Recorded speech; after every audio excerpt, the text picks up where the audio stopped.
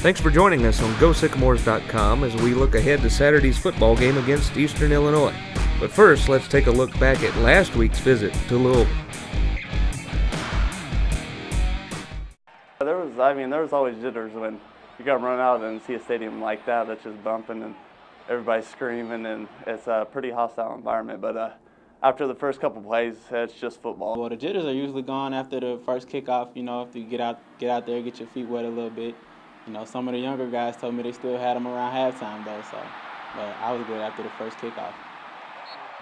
I remember just last year I was watching Louisville on TV and all them other big teams, and it was great to go down there and, you know, kind of play with the big boys. But after that first play, I think all my jitters were out, and I was just ready to play after that. Indiana State battled Louisville extremely tough in the first quarter. After the first of two Santino Davis interceptions, quarterback Chris Stutstream polished off a Sycamore scoring drive with a 3-yard plunge into the end zone. At the end of the opening stanza, the Sycamores held a 7-3 advantage over Louisville. I think Louisville knew, with the first half, how good we played, and I think they felt pretty lucky to get out of the first half with the score being like that. Indiana State was able to prove that they could move the ball through the air against Louisville.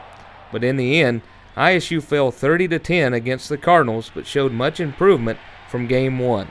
A crowd of nearly 40,000 fans watched on, including the greatest of all time, former world heavyweight boxing champ Muhammad Ali.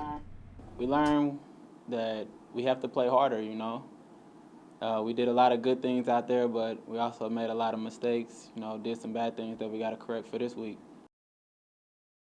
It should be a good game. We got to come out and play hard and execute our offense, and like we know we can. I mean, we have great offensive players with like Darius Gaze and Antoine Brown that can run the ball with the best of anyone, and we just got to capitalize. I heard they have a transfer quarterback from Iowa, you know, and they're going to come in and try to pound the ball just like they did last year. I see that they run the ball well. Their linemen are all real big and fast, so our main goal is going to have to be to stop the run first. We look forward to you joining us this Saturday as the Sycamores take on Eastern Illinois for a noon kickoff at Memorial Stadium. Thanks again for joining us on GoSycamores.com.